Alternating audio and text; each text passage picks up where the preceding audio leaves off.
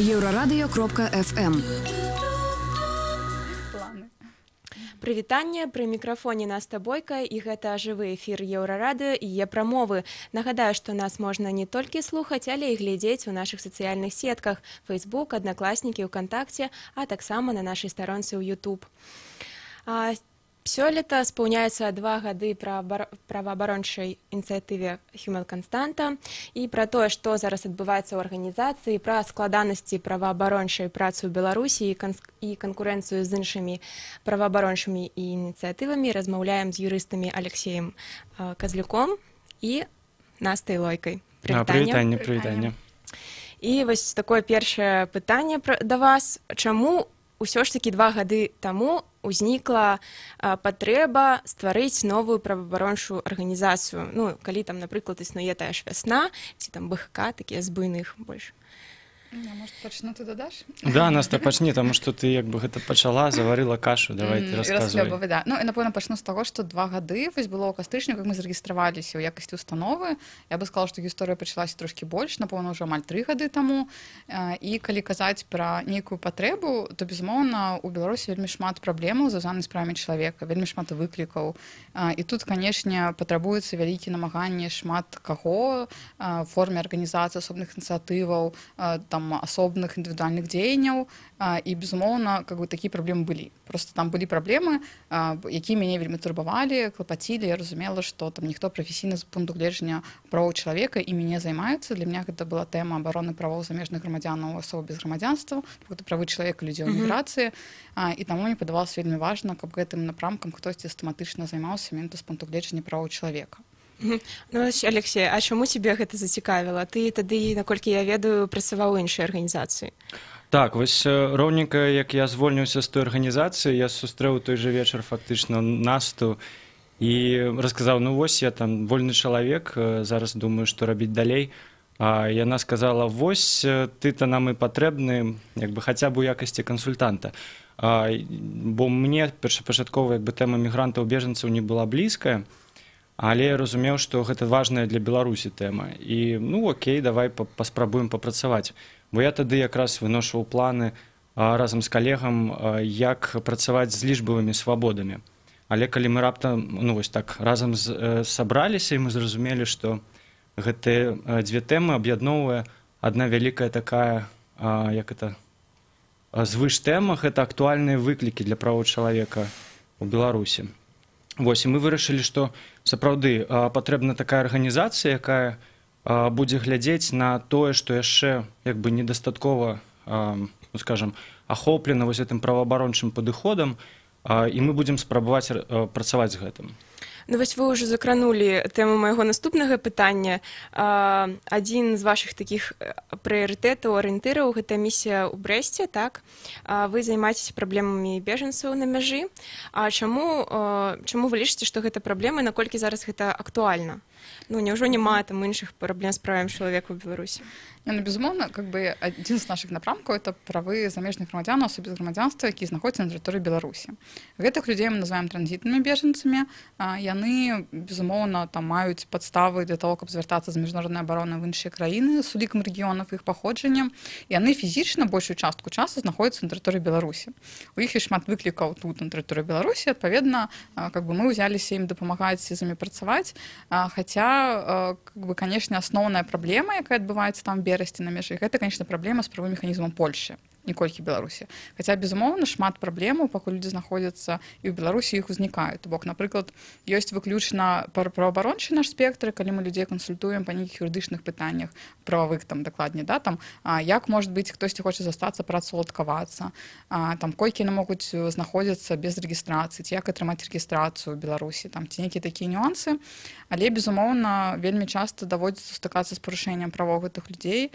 Напрыклад, часта ім адвольна скарачаюць тэрміны пребывання ў Беларусі, там, альбо нават высылаюць, і відавочна, калі іх высылаюць, мы баімся, што ім будуць пагражаць альбо катаванне, альбо нават знікненне, альбо іншыя вельмі цяжкія наступствы, і таму мы вымушаны гэтымі людзьмі займацца. Ну, і акрамя такого выключна праваабарончага падыхода, мы вымушаны былі пашыраць сваю дзейнасць і, напрыклад, да нейкай дабрачыннай гуманітарнай, таму што там людзі знаходзяцца часта ў вельмі цяжкім становішчы, і мясцовыя арганізацыі, якія спецыялізуюцца па гэтых тэмах, не заўжды в належных аб'ёмах, скажем, аказвалі ім дапамогу, і таму вось мы пашырылі нашы напрамкі да такой дзейнасці. Ну вось, а наколькі зараз гэта актуальна, таму што, напрыклад, я памятаю ў 16-м годзе там вельмі ўсё гэта разгаралася ў Брэсце, так, і я такія жахлівыя гісторыі адтуль чула, вось нават памятаю, Алексей ладзіў дыскусію, так, у галерэі Тутбая вось з гэтай нагоды.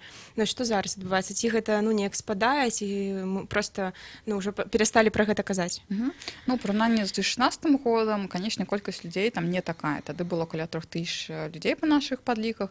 Зараз іх там 450-500 чалавек, але штодзень дастаткова шмат людзей спрабуюць патрапіць. Вот сёння, мне падаецца, было 16 сямей, якія спрабавалі патрапіць гэтым цягніком Брэст-Тырасполь, і з іх толькі нам аднаго чалавека прапусцілі. Да? То бок праблема ёсць, людзі Брэсце ёсць, яны штодзень спрабуюць патрапіць у Польшу, штодзень прымаюць столькі там кожную 10-ю, і адпаведна праблемы застаюцца. Ну і таксама тут пытанне ў тым, што мы можам як бы вымяраць праблему там колькасцю людзей, а можам вымяраць праблему нейкім вось наступствамі, што гэта будуць за наступствы для кожнага з гэтых людзей, бо для некаторых гэта як бы смерць, калі яны вярнуцца назад у Чачню, і таму кожная сям'я, якой нам давялося і атрымалася дапамагчы, для нас гэта вось асабісты такі поспех і вельмі, я бы сказаў, вялікі стымул далей працаваць з гэтай праблемай. Ну, конечно, жаль, мы прынцыпова, каб разумелі на сітуацыю, не ўплываем, в тым сэнсе, што мы не можам зрабіць так, каб людзі прайшлі праз мяжу, але мы можам іх там мінімальна падтрымаць, калі яны знаходзяцца ў Берасці. Ну, я напомню дадам толькі, што акрамя Берасці мы займаемся замежнымі грамадзянамі інстытуту Беларусі. У нас таксама ёсць некалькі асобных кейсаў, дзе людзям, праўда, як Алексей сказаў, пагражаюць нейкія наступствы, там іх могуць выслаць в краіны, сапраўды там дастаткова небяспечныя. Іран, Таджикістан, там как бы вось такімі гісторыямі мы таксама займаемся. Ну вось, калі асабіста я, напрыклад, даведалася пра вашу арганізацыю менавіта вось з-за гэтай праблемы. А чым вы займаецеся зараз? Я там чытала, што ты, Алексей, займаешся лічбавымі правамі. Вось гэта вельмі цікава. Мне падаецца, што гэта была такая незанятая плыня ў Беларусі. Ну і вы так наперадзе ў гэтым плане. Спадзяюся, што так і ёсць. Спадзяюся, што гэта як бы не апошняя кропка, у сэнсе, што іншыя арганізацыі таксама падцягнуцца, таму што вось тое, з чаго ты пачала, да, вось там пра канкурэнцыю ці нешта такое, вось тыя тэмы, у якіх мы працуем, гэта сапраўды тэмы, у якіх можа паўстаць там больш арганізацый і без ніякай канкурэнцыі, таму што працы вельмі шмат, праблем вельмі шмат, проста мы не заўсёды пра гэта ведаем. Часам, як гэта адбываецца? Ты думаеш, што праблемы няма, пакуль не пачнеш гэтым займацца, гэта даследаваць. А аказваецца, што гэта праблема, і яна закранае тысячы людзей. Альбо нават цэлую краіну, альбо чамусьці яна не вельмі асвятляецца. Вось як бы праблема там абароны персанальных дадзеных, праблема таго, што з нашымі дадзенымі робіць і бізнес, і дзяржава, гэта, напрыклад, вось тое, што мала абмяркоўвалася, вось, можна сказаць, яшчэ там 2-3 гады назад, гэта была такая тэма, ну, скажем, нішавая для юрыстаў. А зараз усе кажуць, што вось там нейкія нашыя дадзеныя, як іх выкарыстоўвае Facebook, а вось што там вывешваюць там на нейкіх стэндах нашыя дзяржорганы, а як яны працуюць з нашымі, і хто мае доступ да нашых дадзеных у базах нейкіх там дзяржаўных, давайте разбірацца з гэтым, давайте усталёўваць нейкія правілы. Гэта ўжо тэма стала мейнстрымам. Я бачу ў гэтым таксама і нашу заслугу. Таксама вось тэма доступа да інфармацыі, тое, пра што ў асноўным казалі журналісты, але насамрэч гэта праблема, якая тычыцца кожнага з нас. Да, кожны з нас там хоча часам атрымаць нейкую інфармацыю ад дзяржаўных органаў, каб неяк выкарыстоўваць там для сябе альбо, напрыклад, для свайго бізнеса. І гэта таксама, як аказалася, сур'ёзная праблема, бо ёсць службовая інфармацыя, ёсць дзяржаўныя сакрэты, ёсць агромністая колькасць прычынаў, чаму вам могуць адмовіць у гэтай інфармацыі. І вось мы паціху спрабуем працаваць з гэтымі кейсамі, спрабуем працаваць з заканадаўствам. Вось як бы па персанальных дадзеных мы ўжо будзем мець закон, гэта амаль вырашанае пытанне, скрыжуем пальцы, каб не было нейкіх гучных выказванняў напярэдадні, але заканадаўства будзе дастаткова прыстойным па еўрапейскіх мерках. І вось яшчэ адна ваша місія — гэта антыдыскрымінацыя. Мне падаецца, што гэта вялікая праблема для Беларусі. Вось я гэта адчуваю асабіста. Ну, гэта, я бы сказала, якраз гэта та ніша, якая, умоўна кажучы, не той, каб свабодная была, шмат праваабарончых арганізацый займаюцца тэмай дыскрымінацыі, але часцей за ўсё з нейкім фокусам увагі там да пэўных груп, з якімі яны працуюць. Наша гэта, как бы, мы зразумелі, што нейкая наша актыўнасць не падыходзіць пад абодва напрамкі, нам трэба было неяк назваць асобны напрамак, мы его назвалі умоўна дыскрымінацыя. Сюды ўваходзіць што? Мы вось робім асветніцкія тыдні 2 разы на год, там супраць фашызму, антысемітызму вось будзе бліжэйшы з 9 па 16 лістапада, і ў сакавіку робім тыдзень супраць расізму. І тут якраз у нас ідэя ўцягваць розныя арганізацыі ў гэтую тэму, паказваць праблемы актуальныя, паказваць, можа быць, канкрэтныя кейсы. І вось у гэтым годзе мы прямо у корпусе 10 лістапада сабралі, у нас там, падаецца, 12 арганізацый будуць удзельнічаць акрамя нас, і наступны дзень у нас будзе міні-футбольны турнір пра футбол для ўсіх, дзе мы будзем паказваць гэту тэму, як працаваць. Ну і плюс па гэтым жа напрамку мы працуем трошкі з такімі тэмамі, як злачынства на глебе ненавісці, як хейт-спіч і таксама тэма экстрэмізму. Вось тэма экстрэмізму такая паміж наша, можа быць, паміж напрамкамі, яна агульная шмат у чым. Но вось так, я лічу, што гэта сапраўды праблема. А вось з якога боку з дыскрымінацыяй у беларусы часцей за ўсё сутыкаюцца?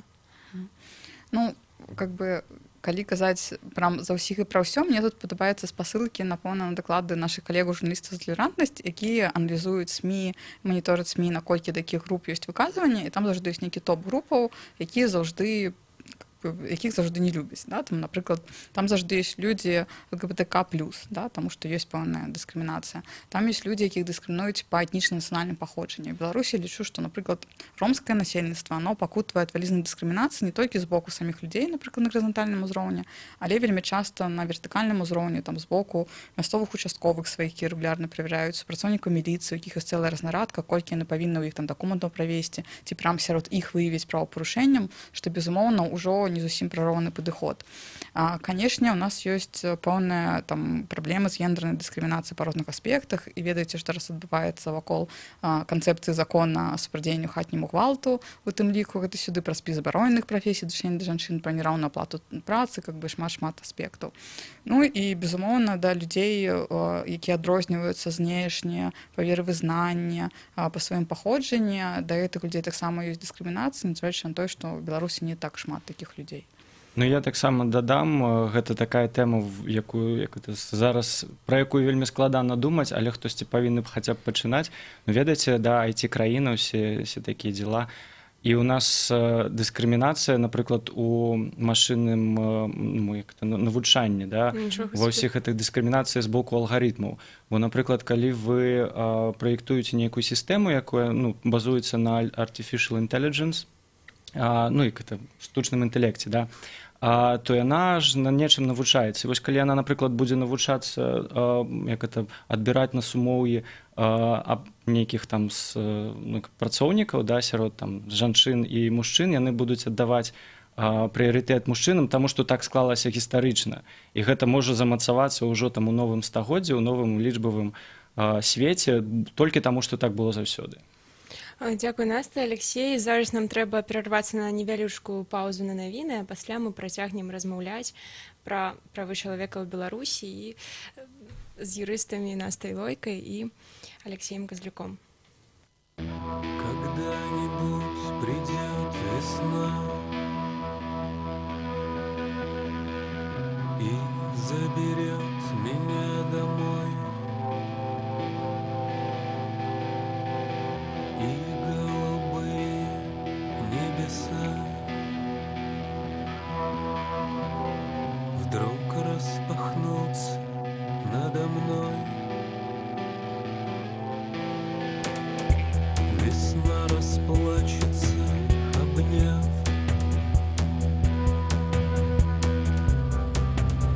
меня своим теплом.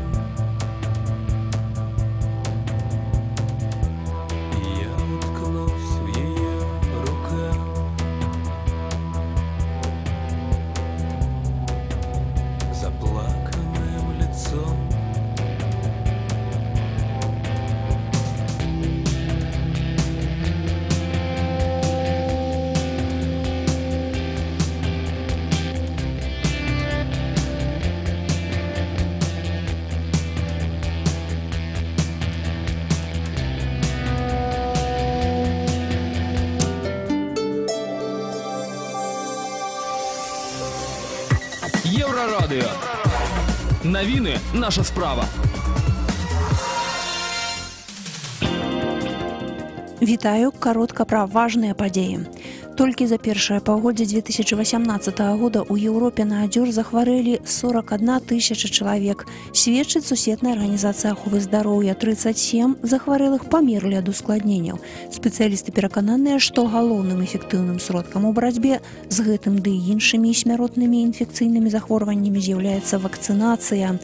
Еўрарадыё паведамляе, што журналісты незалежных выданняў з Азербайджана, Беларусі, Грузіі і Малдовы вырашылі аб'яднаць намаганні, каб распавесці, як краіны змагаюцца за дром. Больш падрабязна пра гэта ды і іншае, пра праекты ў розных краінах, накіраваныя з барацьбой з захворваннямі, вы можете пачытаць на нашым сайце euraradыё.fm у рубрыцы «Апошнія паведамленні». Футбольны клуб «Батэ» прадставіў відэаролік успамін пра Анатоля Капска. Вось ужо 40 дзён, як Анатоль Капскі нас пакінуў. Але ягоныя родныя блізкія і прыхільнікі «Батэ» успамінаюць цёплымі словамі гэтага чалавека. Еўрарадыё таксама змяшчае гэты відэаролік на сваім сайце euraradыё.fm. Віцебскія міліцыянты затрымалі 24-гадовага маладога чалавека з самай буйной партыі мефедрону ў 2018 годзе і перакрылі буйны канал пастаўкі гэтага рэдкага наркотыка ў нашай краіне. Малады чалавек скупляў наркотыкі праз інтэрнэт-краму і расфасаваў у сябе дома ажно 851,5 грам гэтага рэчыва. Больш навінаў на сайце euraradыё.fm у рубрыцы «Апошнія навіны». Светлана Адзінец, служба інфармацыі.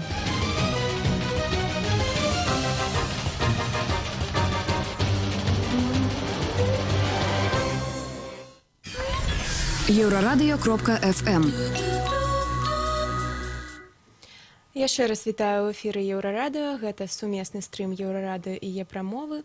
А сёння нашыя госці гэта юрысты Human Константа Наста Лойка і Алексей Казлюк. І вось другая частка маіх пытанняў пра канкурэнцыю. Ці адчуваеце вы яе з боку іншых праваабарончых арганізацый? Спрабуеце працаваць разам ці неяк вось паасобку? Я, напэўна, пачну з таго, што мы калі прадумвалі, якімі прынцыпамі мы кіруемся, калі ажыццяўляем нашу дзейнасць, для нас гэта было некалькі такіх важных асноваў, і нам вельмі важна, што ёсць сумесныя дзеянні в праваабарончым сектары, тым больш, што ёсць вельмі шмат вострых праблемаў, які немагчыма вырашыць самастойна, выстаючы антыдыскрымінацыя. Это вельмі складаны выклік, і, канешне, тут мы заўжды спрабуем максімальна супрацоўнічаць, мы вельмі адкрытыя заўжды да ўсіх прапановаў, абмяркоўваем гэта, і для нас это пэўная нават каштоўнасць, я б сказала. Пра канкурэнцыю, думаю, Алексей лепш скажа.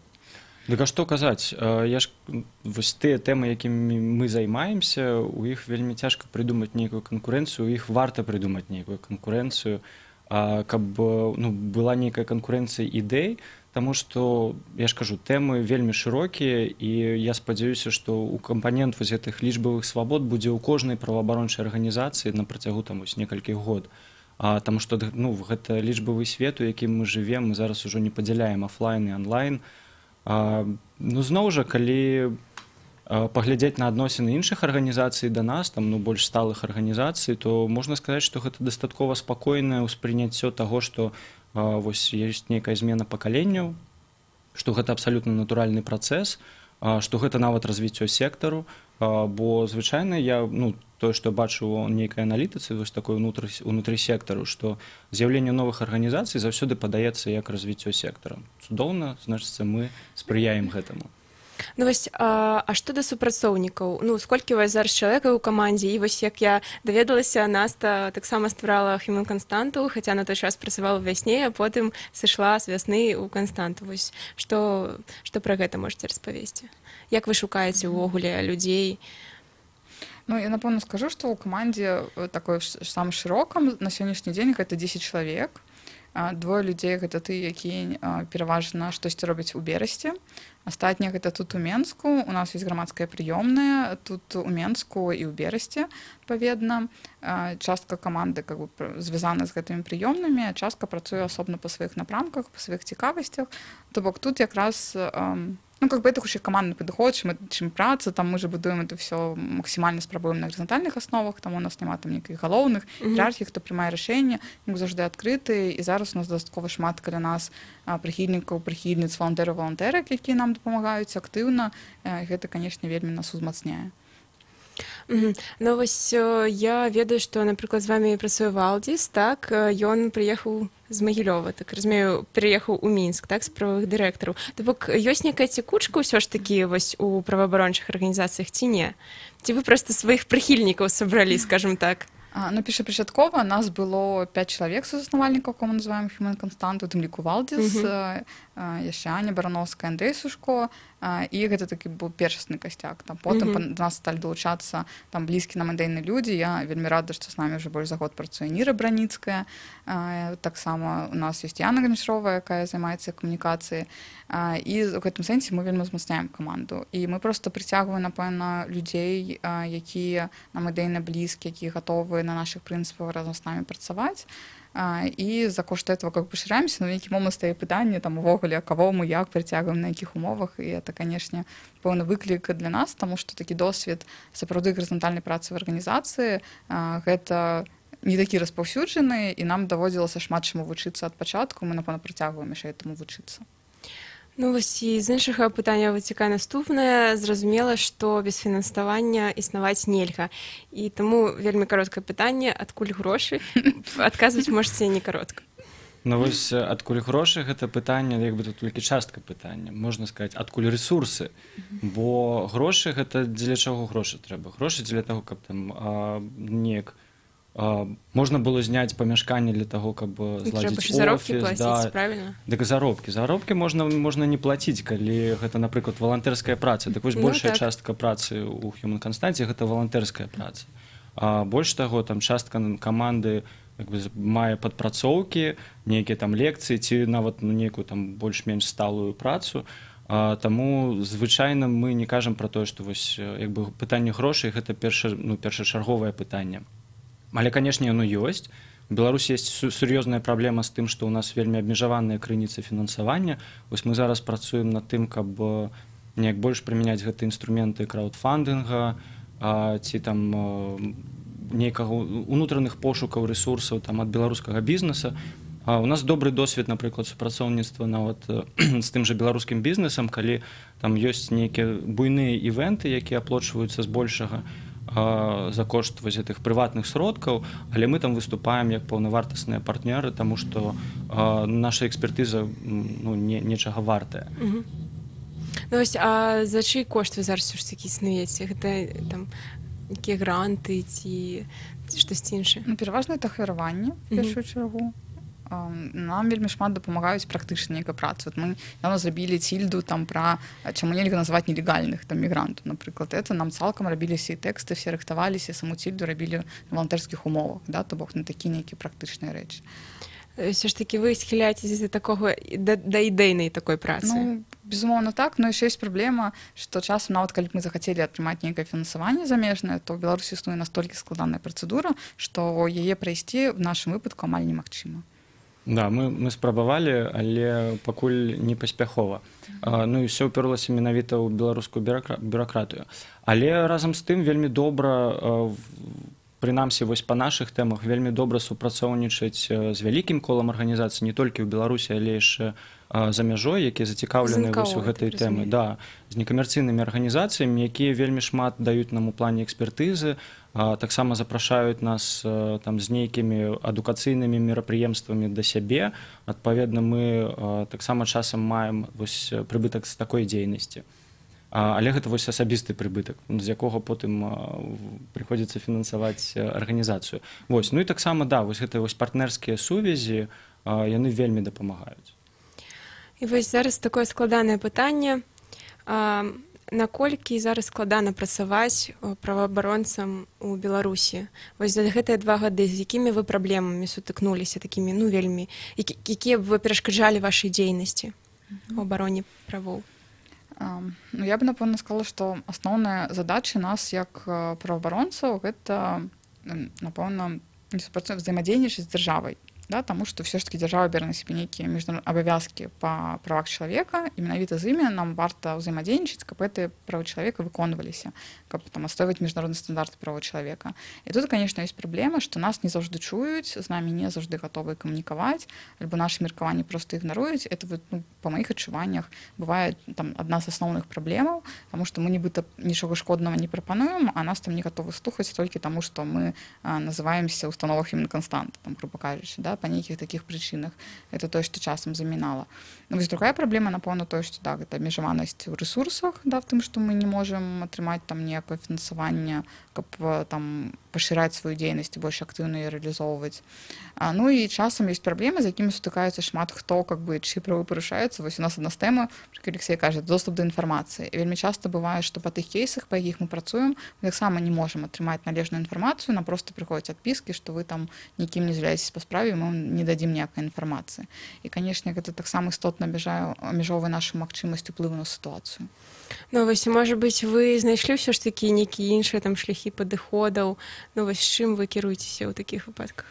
Не, ну, безумоўна, знайшлі, то бок все ж такі асобныя там і чыноўнікі, дзяржаўныя органы гатовы з намі там быць на сувязі па нейкіх асобных пытаннях. Мы плюс спрабуем працаваць, конечно, шырокім колам, там і журналістамі, з грамадскасцю, на тое, каб пашыраць нейкія каштоўнасці, ідэі, там, можа быць, канкрэтная інфармацыя, якая нам падаецца важнай. І ў гэтым сэнсе часта гэта вельмі дапамагае, таму што нас зусім інакш успрымаюць.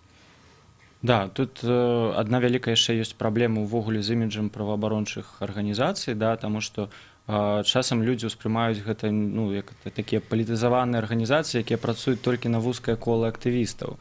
А вось адной з задачаў, якія мы перад сабой бачым, гэта даказаць, што беларускія праваабарончыя арганізацыі гэта арганізацыі, якія працуюць вось на карысць усяго грамадства, да нас можа звярнуцца кожны. Адпаведна, мы гатовыя да вось такога супрацоўніцтва з усімі абсалютна, незалежна ад таго, прадстаўляюць яны там дзяржаўныя органы, альбо там нейкія прыватныя структуры, альбо проста гэта проста грамадзяне. А вось наколькі ўвогуле актуальная зараз у грамадства праваабарончай арганізацыі і, ну, прыватнасці вось вашай арганізацыі, то бок наколькі самі грамадзяне звяртаюцца, ці вам там, ці вы проста шукаеце там нейкія вось сітуацыі, так, і хочаце там прапаноўваеце гэтую дапамогу? Ну, вось, паколькі у нас ёсць грамадская прыёмная, яна там в берасці зразумела, што там даводзіцца самім прыходзіць да людзей, там мы робім моніторынгі вакзала, прыходзім, апытваем, заадно тлумачым, што вот ёсць мы такія, мы вам не можам дапамагчы там спрасці мяжу, але можам дапамагчы з тым і тым. І как бы мы самі да іх прыходзім вось канкрэтна ў гэта месца, таму што гэта такая праблема склалася. Калі казаць пра Менск, то тут как бы наадварот ёсць грамадская прыёмная, ёсць кантакты, і штомесяц, за апошні месяц у нас было больш за 20 зваротаў, то бок рэгулярна звяртаюцца з абсолютно рознымі пытаннямі. У нас там не толькі бежанцам, у больш шырокім плане кансультуем там перадсоладкаванне, як заключыць шлюб, там як атрымаць сталы від на жыхарства, по розных пытаннях. Как бы пэўныя запыты ёсць, мы гатовы нават больш запытаў апрацоўваць, толькі, канешне, пакуль как бы не так шмат людзей пра нас усё ж таки ведае, мы працуем на тых, каб данесці больш інфармацыю, што ёсць такая опцыя. І плюс я, напэўна, ўжо магу казаць пра тое, што мы пашыраем сферу дзейнасці грамадскай прыёмнай, акрамя вось працы па пытаннях там дапамогі замежных грамадзянаў, асобе з грамадзянства. Мы зараз будем працаваць і па тэме лічбавых свабодаў, і кансультаваць па асобных тэмах, можа быць, агульш якраз якія. Да, ну вось усе пытанні, якія тычацца таго, як абараніць сваю прыватнасць, да, ў інтэрнэце, як адстаяць там свае персанальныя дадзеныя, даведацца, як яны выкарыстоўваюцца, і магчыма нават забараніць іх выкарыстоўваць. Таксама доступ да інфармацыі, ну і пытанне вось прыцягнення да адказнасці вось па такіх артыкулах, як там экстрэмізм, ці, ну, калі гэта проста там перапост у сацыяльных сетках, альбо вось прыцягнення да адказнасці за нешта, што вось выкладзена ў сацыяльных сетках. Па гэтых пытаннях можна будзе да нас звяртацца. Да нас ужо звяртаюцца, напрыклад, некаторыя грамадскія арганізацыі з пытаннем, як нам зладзіць добрую працу з персанальнымі дадзенымі нашых сяброў. Таму што базы дадзеных, ну, ідуць на 1000 чалавек, а як з гэтым працаваць, нікога не вучылі, і дагэтуль на юрфаку нікога не вучаць, дарэчы. Не толькі на юрфаку. Ну, то бок гэта зараз актуальна. І такое пытанне, ці цікавяцца гэтым беларусы? То бок ці цікава ім увогуле абараніць вось свае лічбавыя правы, там сваю персанальную інфармацыю, бо, напрыклад, я калі там прачытала, якую інфармацыю Facebook пра мяне захоўвае, у мяне вочы проста на лоб палезлі. Ну, может, про семинары можем распавесці, што мы перыядычна ладзім публічныя мерапрыемствы, дзе мы ўвогуле людзям тлумачым, што такое там правы чалавека онлайн. І вось Алексей з Андрэем якраз праводзяць гэтыя семінары. І вот у нас у берасці было там 20 чалавек, даецца нават больш, у Менску было больш за 20 чалавек. Вот тым, што людзі прыходзяць і задаюць пытанні, мне падаецца, што пэўная зацікаўленасць ёсць. І нашы публічныя мерапрыемствы дастаткова шмат людзей, калі это лекцыі. То бок ёсць інтарэс, не ўсе гатовыя, можа быць, да актыўных дзеянняў, але што людзі пачынаюць уже патрошки хаця б даведвацца, і што ў іх ёсць нейкія правы, і што за імі, аказваецца, сочаць і збіраюць нейкі набор інфармацыі. Вось гэта, напэўна, наша задача паказаць праблематыку шмат у чым, і, адпаведна, будзе запыт яшчэ больш, я думаю. Ну так, вось, напрыклад, што для нас было крыху нечакана, але прыемна, што вось на той жа дзень персанальных дадзеных, які мы штогод ладзім на пачатку года, у гэтым годзе у нас было больш за 140 чалавек. Гэта значыцца, што людзі цікавяцца, людзі задавалі пытанні, ім было цікава, што з гэтым у Беларусі, і не толькі ў Беларусі, таму што мы карыстаемся сервісамі, якія знаходзяцца ўвогуле па ўсім свеце. Так, цікавасць расце, пры тым, што расце вельмі хуткімі тэмпамі.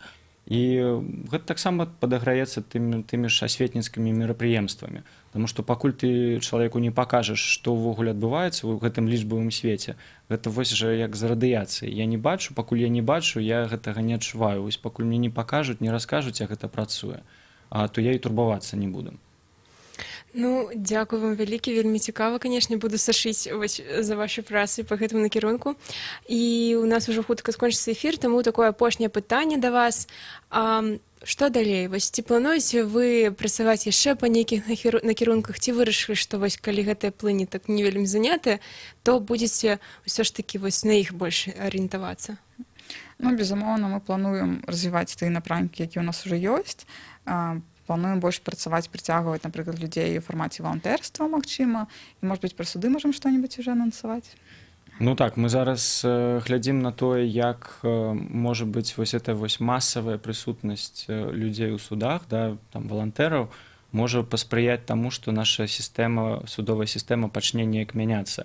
І ўвогуле, каб студэнты больш даведваліся пра тое, што адбываецца вось у судзе, таму што ну, вось я, напрыклад, атрымаўшы юрыдычную адукацыю, ну, хай сабе гэта міжнародная юрыспрудэнцыя, але я за ўвесь час, здаецца, ніколі нават і не пабываў у судзе. Ну, вось толькі потым ужо па прафесійнай неабходнасці прыйшлося. Я думаю, што сапраўды для якіх студэнтаў будзе вялікім адкрыццём вось паглядзець на тое, як ідуць працэсы насамрэч. І гэта будзе карысна і для універсітэтаў, і гэта будзе карысна ўвогуле для студэнтаў, і я спадзяюся, для судоў таксама. Ну, мне падаецца, што ўсё ж такі гэта будзе павышаць адказнасць, калі можна так сказаць, ну, у прынцыпе, гэта ўсе сістэмы. Ну, і сапраўды, напрыклад, вось я была там 2 месяцы сашыла за судом па справе Корджыша, ну, і акрамя там журналістаў і саміх удзельнікаў працэсу, ну, там нікога не было. А вось, напрыклад, там па іншай справе камандзіраў, там толькі курсантаў з ваеннай акадэміі прыводзілі. Хаця гэта такія, ну, вельмі буйныя працэсы, і мне падавалася, што, канешне, можна было б студэнтаў юрфаку да гэтага прыцягнуць, ну, таму што гэта сапраўды цікава вельмі. Вось я так разумею, што вы хочаце вось сваіх валантэраў і прыцягваць да судоў. Так. Дзякую вам вялікі. Я нагадаю, што сёння ў нашай студыі былі юрысты, праваабаронцы з арганізацыі Human Constant Анаста Лойка і Алексей Казлюк, і мы размаўлялі пра тое, што зараз адбываецца ў Беларусі з правамі чалавека. І, на жаль, наш эфірны час завяршаецца. Заставайцеся на Еўрарадыё.